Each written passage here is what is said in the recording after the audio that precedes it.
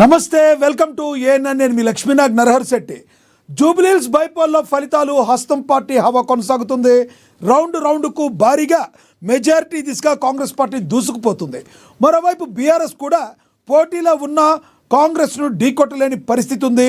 BJP కూడా డిపాజిట్లు గల్లంతయ్యే పరిస్థితి కనిపిస్తుంది.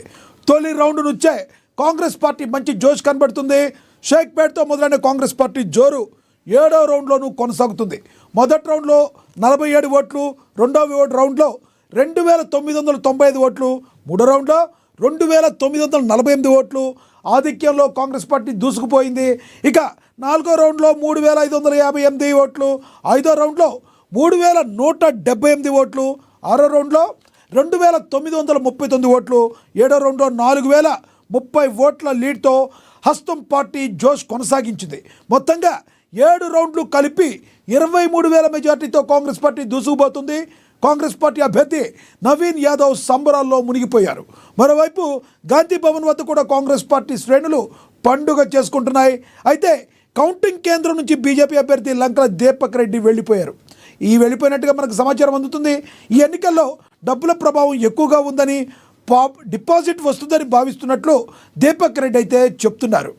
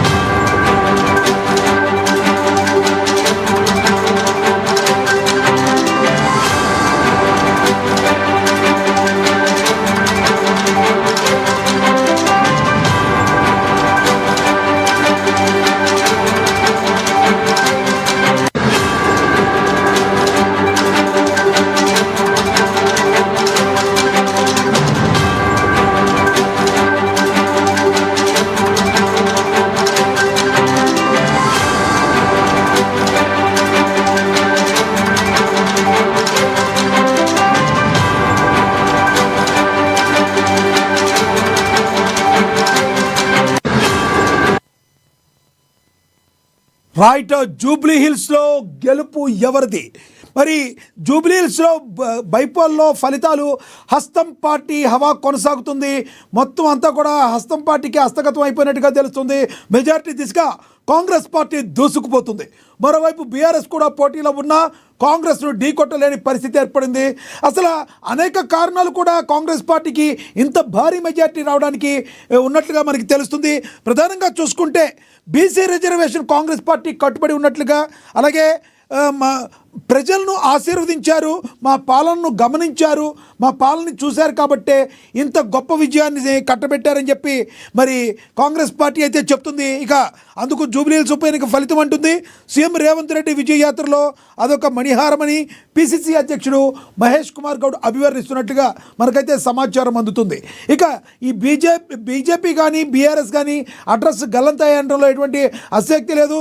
కనీసం బీఆర్ఎస్కి డిపాజిట్లు అయితే ఉన్నాయి, బీజేపీకి డిపాజిట్లు కూడా రాని పరిస్థితి. లంకల దీపక్ రెడ్డి కౌంటింగ్ కేంద్రం నుంచి వెనుతిరిగి వెళ్ళిపోయారు. ఓవరాల్గా హస్తం పార్టీ తన హవానైతే కొనసాగిస్తుంది. ఇక ఇదే విషయానికి సంబంధించి మరింత సమాచారాన్ని మా ప్రతినిధి హరీష్ని లైవ్ ద్వారా చూద్దాం. హరీష్, చెప్పండి. బీజేపీ బీఆర్ఎస్కి అయితే ఒక దారుణమైన ఓటమని చెప్పుకోవాలి. బీజేపీకి అయితే మరి కాంగ్రెస్ పార్టీ అప్రత్యాశ విజయానికి గల ప్రధానమైన కారణం ఏంటి? అక్కడ పరిస్థితి ఏంటి? లక్ష్మీనాథ్, కాంగ్రెస్ పార్టీ అభ్యర్థి నవీన్ యాదవ్ గెలుపు ఖాయమే అని చెప్పాలి. ఇక అధికారికంగా ప్రకటన తర్వాత ఇప్పటికే ఏదైతే ముందు నుంచి కూడా ఆయన లీడ్ లో కొనసాగుతూ వస్తున్నారు. ఫస్ట్ రౌండ్ నుంచి 47 ఓట్లతో ముందంజలో కొనసాగుతున్న నవీన్ యాదవ్ ఇప్పుడు 8వ రౌండ్ కొనసాగుతుంది. దాదాపు 23,000కు పైగా కూడా మెజార్టీలో కాంగ్రెస్ పార్టీ అభ్యర్థి